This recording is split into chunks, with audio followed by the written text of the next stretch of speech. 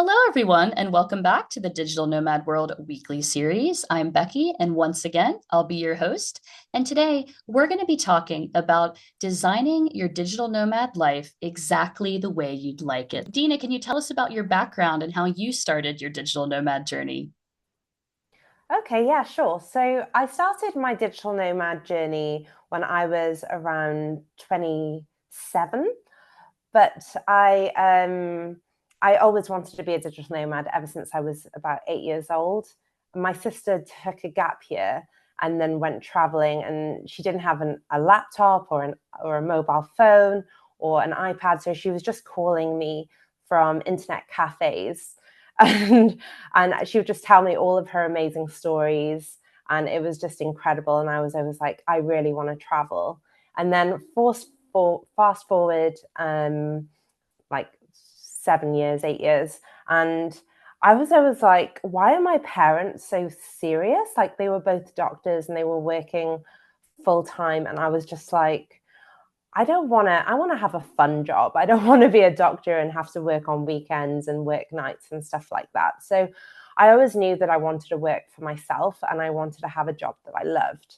And yeah, I then went into university and I started up my own event charity company, event fundraising, to try and get people to engage with different charities and raise money for those charities. And I did a hitchhike to Morocco, and I was like, this is my first taste of travel and I absolutely love it. And I hitchhiked from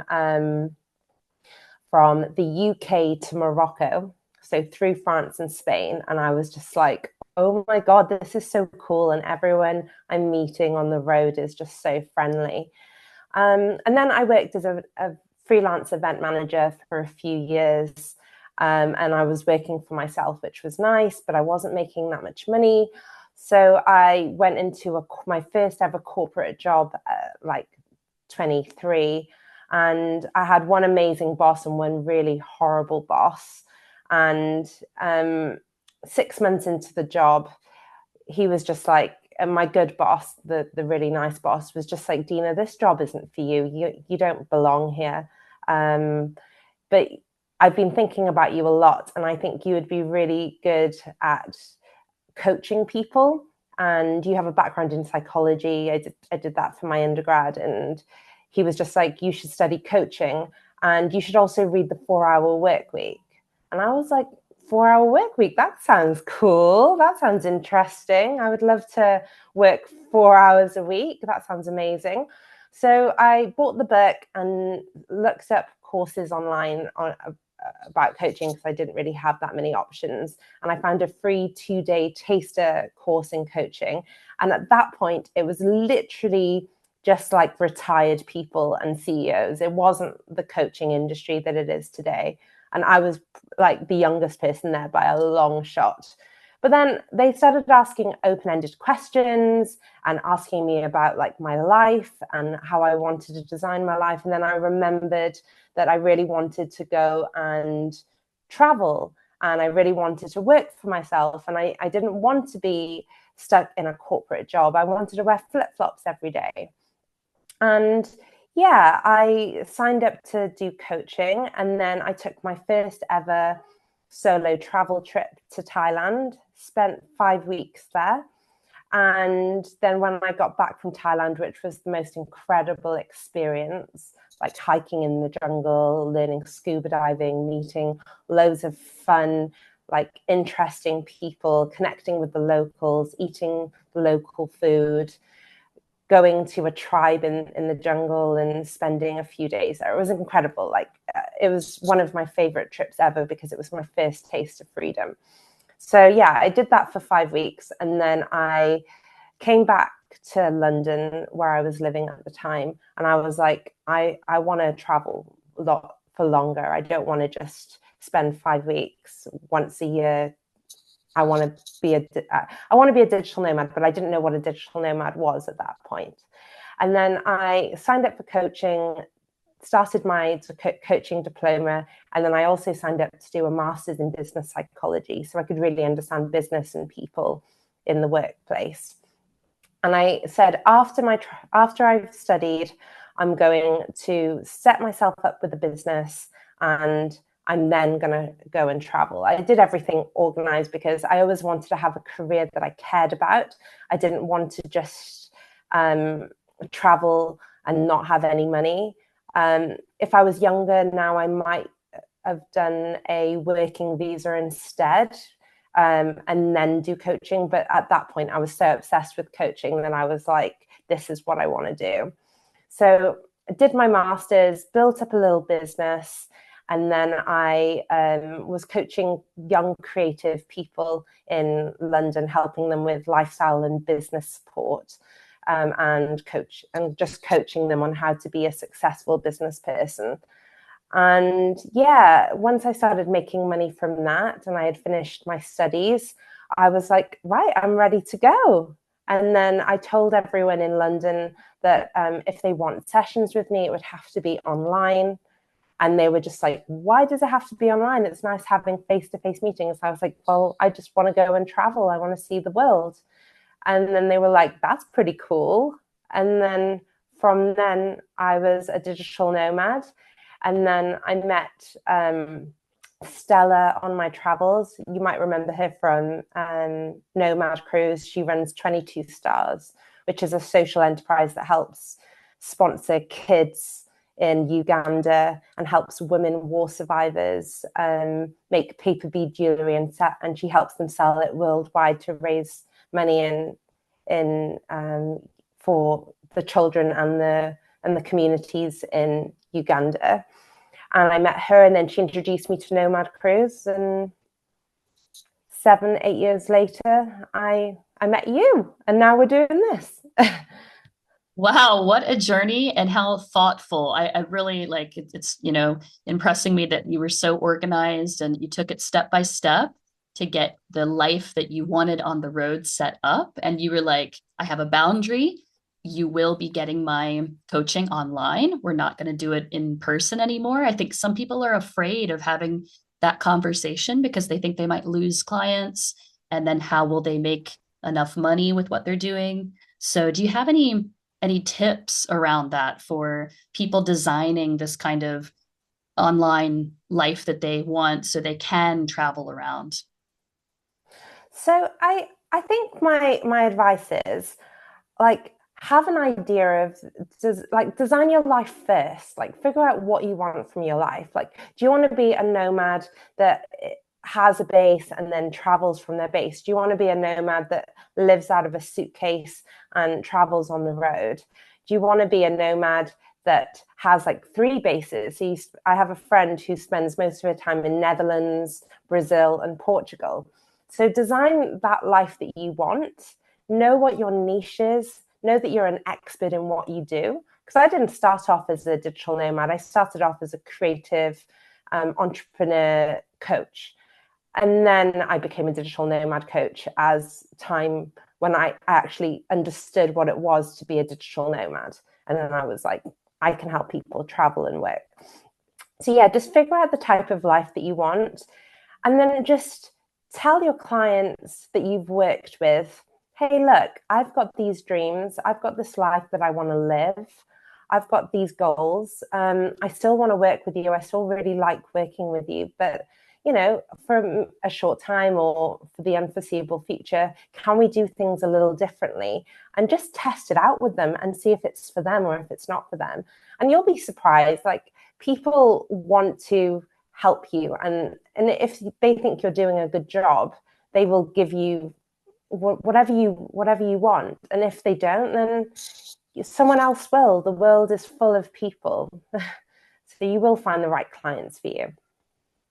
Yes, no, I think that's great advice. And I'm curious now, Dina, what does your normal coaching day look like? Do you have your calls in the mornings? Do you have calls throughout the day? Do you make some concessions for clients, or are you really upfront with designing exactly the hours you want to work during? So my goals at the moment are, I don't want to wake up with an alarm clock. So I usually just wake up naturally, and I wake up around like 8:30, 9 o'clock in the morning. And then I like to have my mushroom coffee, and I like to do a bit of yoga. Or if I'm in like a hot country right now, I'm in Wales in the UK. I like to maybe go for a swim or go for a surf if there's any surfing. And then in the afternoons from 12 till 4, I tend to do calls. So I only work 4 hours a day. So it's not quite the 4 hour work week, but I'm getting there. And I tend to do coaching calls or like partnership calls or calls with my business partner, etc. And then after that, I'll go to the gym or I will do some yoga or do anything that I didn't get to do in the morning. And then I'll go out for dinner or I'll go dancing or I'll go to a show or something in the evening. Whatever, it depends what country I'm in. Wow, that sounds really ideal. And I'm sure you're at a point that a lot of people might dream about reaching these variety of activities and the time to do it. So I'm curious, you don't have to give numbers, but have you increased the hourly rate or do you charge hourly to clients? How do you maintain or how have you found the secret of working only 4 hours a day, but still being able to live this fulfilling life that you've designed? Well, I've been doing it for 10, 11 years. That's how long I've been coaching. So I like have increased my prices as I've gone on. And also with inflation, you've got to increase your prices. But now I'm not the most expensive coach. But I'm, you know, I'm, I, I do charge and I do make enough money to live the life that I want. And usually I work with between 8 and 10 people a month, which is pretty enough for me and enough for my business partner to do whatever we want. And also I slow travel when I go to countries. So I'll spend like 3 months in one country. So I don't really have to spend money on expensive plane tickets only every few months rather than, and then, I like going to Asia because my money goes further. South America, money goes further. Africa is surprisingly more expensive than other continents. But I've spent a lot of time in Africa. I've probably been to about, I don't know, 8 countries in Africa. So that's been pretty cool. I don't know. I'm always looking at new ways to make money. Like at the moment, me and Octavian are building a mastermind group. So we will have like a group for aspiring digital nomads and also digital nomads who are more experienced.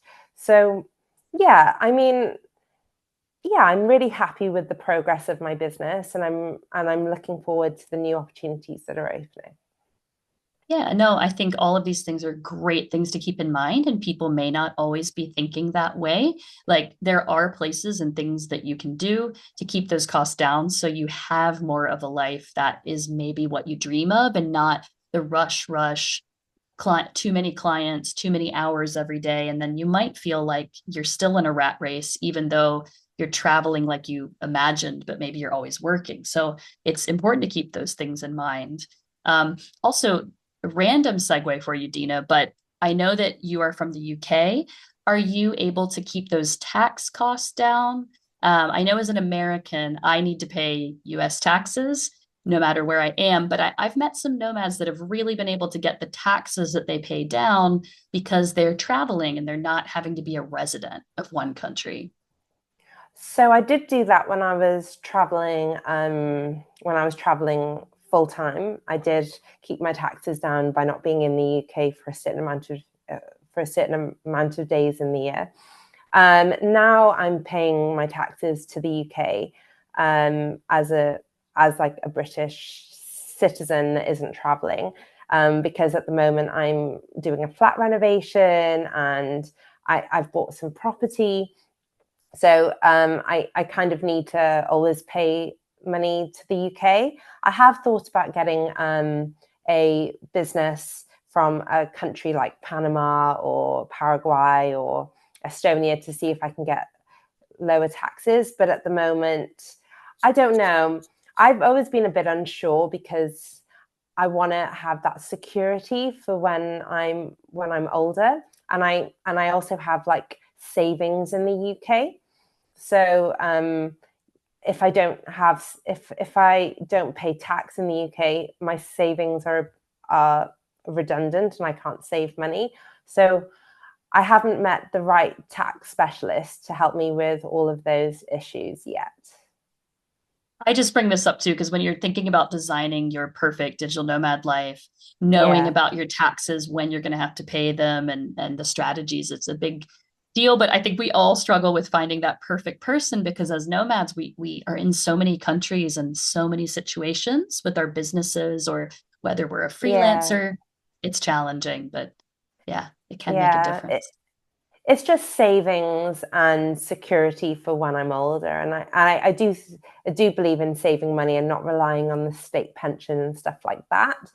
But I just want to make sure that every month, all the money that I'm putting in with my properties and into saving accounts is like looked after and eligible. Yes, absolutely. So I am curious because I actually recently met somebody who wants to be a coach, but Okay. they asked me and some others around, how can I market myself? And if you're someone who's starting to market their services as a digital nomad, whether it's coaching or something else, what have you found is a great way to market yourself and get more clients? Do you know what niche she's in, or he? Do you know what Okay, so niche they're in? this person, it actually very interestingly was a beauty consultant and worked in a hair salon for years, but many of her clients started telling her, just like you had heard from someone, you should be a coach and talk about confidence and limiting beliefs and breaking through those. Okay, so she has her niche, which is great. And now what she needs to do is use those people who said you should be a coach to find out what her skills are, what her niche. I know she said confidence and beauty is her niche, but like just get to know your clients and the people who would be likely to hire you and understand their deepest needs, and then put that in your sessions and in your copy. So everything that you do needs to be around confidence, needs to be around beauty, needs to be around presence and how and style, or whatever she covers. And then also visibility. So putting yourself up online, going to networking events, having like a website that's beautiful, especially if you're in beauty, you want to have something that looks amazing, that makes people feel amazing, choosing the right colors. So there are loads of different parts of becoming a coach that you need to think about. And it's, if you're a beauty coach, it should be aesthetic, but then you should also have it really deeply rooted in your content and really understand your clients. Yeah, that's great advice. Do you think that social media, like there's a certain type of network that is the most impactful these days? I know it's going to depend on your niche, but should she also get on LinkedIn and be very visible there and get on TikTok versus Instagram?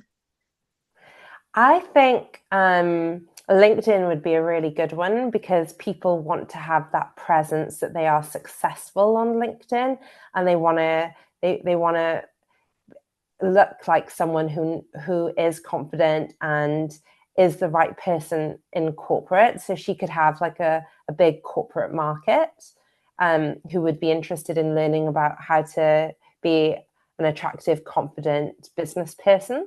So she should definitely be on LinkedIn, just posting regularly and doing outreach. So finding the right people on LinkedIn and starting up conversations with them in a one-to-one way.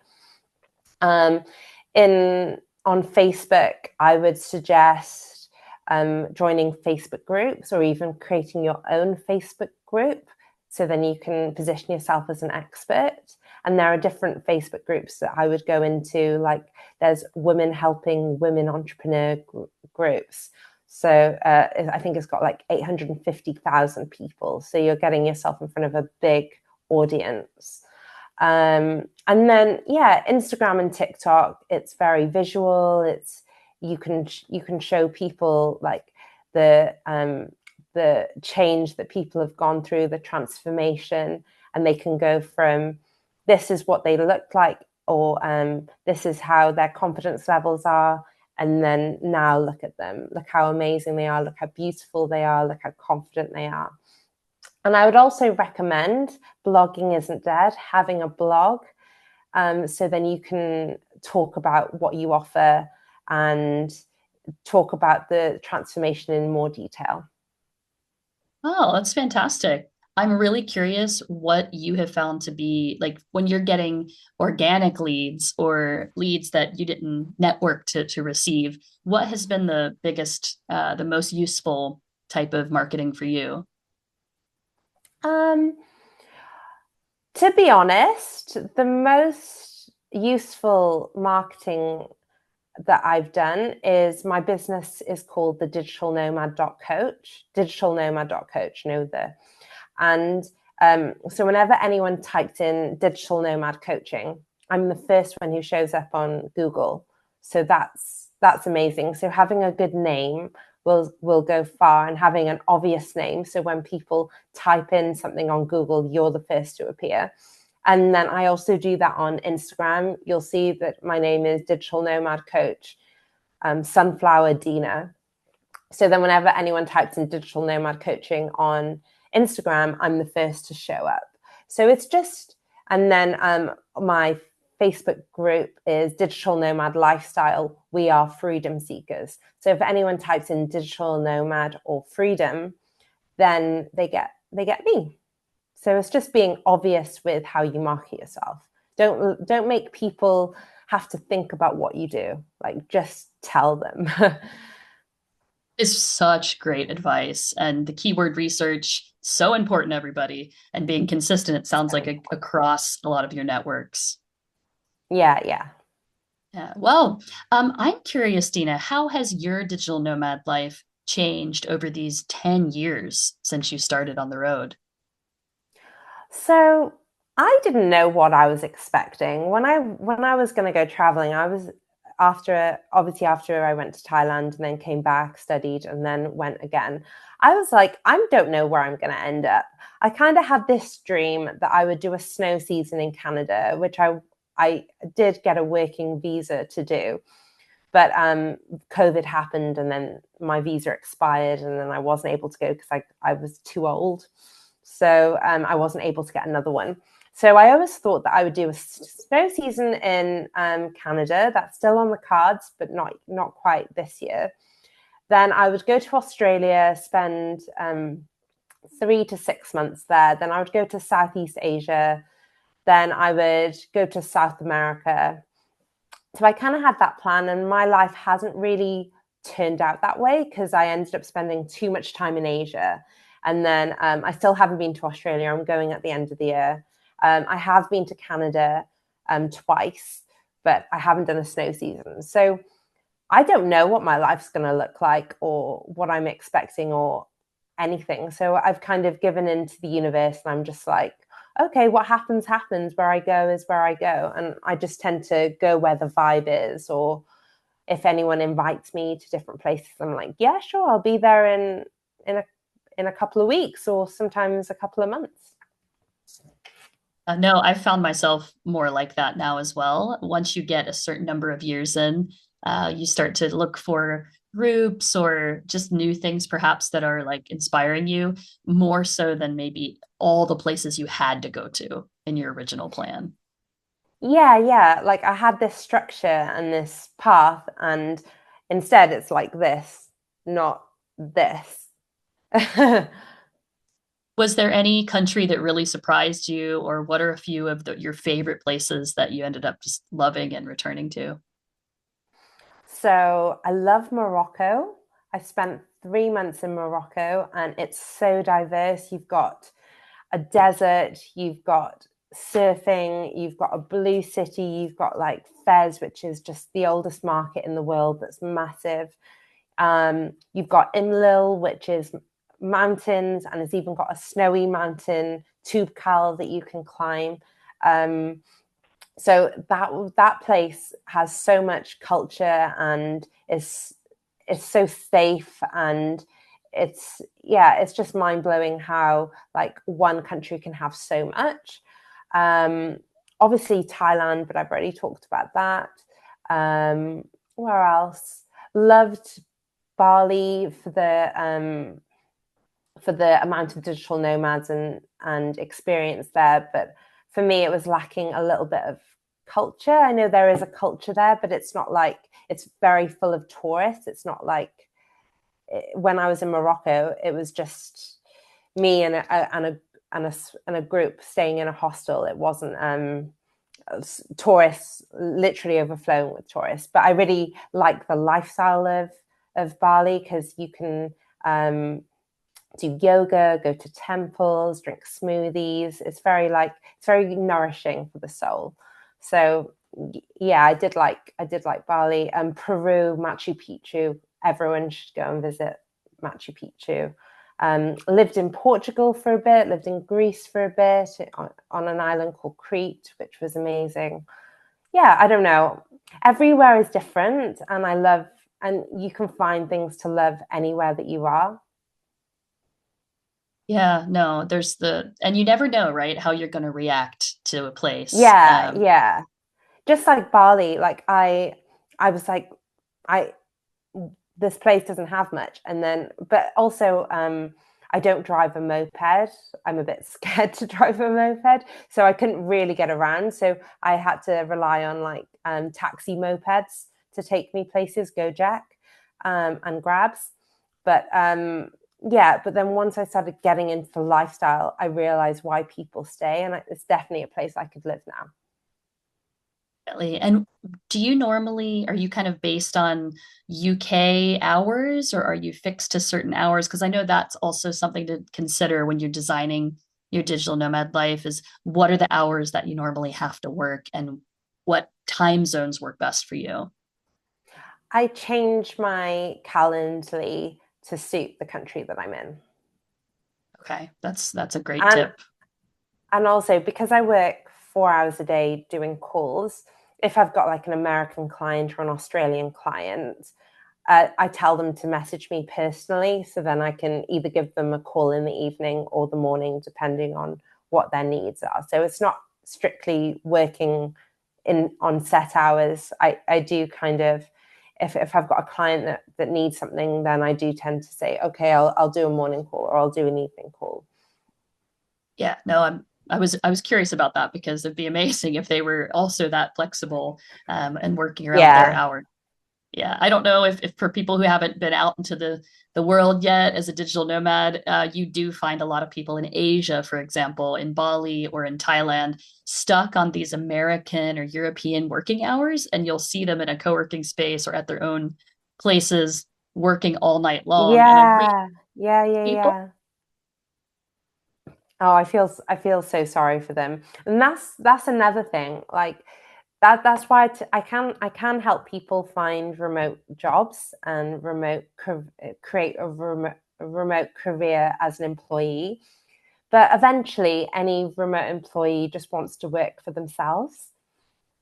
So I would say start up your own business so then you can work on your terms. And if you want to take a day off, you can. You're not stuck in one country. You can take as many days holiday as you want. It's so much better to be self-employed or a business owner than it is to be an employee. Yeah, you do find a lot of the community that are traveling around working, shifting to that, or but we don't want to Yeah. discourage people from starting No, out no, on, no. yeah, because it does seem since the pandemic that there are a lot more employee remote jobs. Yeah, So you yeah. see more of those people on calls and things. And yeah, but again, when you're thinking about designing your lifestyle, yeah, what hours are you going to be required to work, and how can you maybe start as an employee on the road, but then you're going to move towards being a person who works for themselves and setting the hours like you do very well, Dina. Well, I'm actually working on a little project right now with my boyfriend. He's a remote worker, and his company are international, like all over the world. His company is Insights. They do LinkedIn learning and personality profiling and stuff like that, which is pretty cool. And he has to. They say that he has to be in the UK to work. But he's now negotiating with them so we can go to Australia and he can work in Australia while we travel around. So it is possible. It's all about negotiating with your workplace and just being like, hey, I'll make sure that my laptop has high security so no one can look at our data. And I just want to trial it for like maybe 2 weeks or 3 weeks, and then eventually grow into being able to work on the road.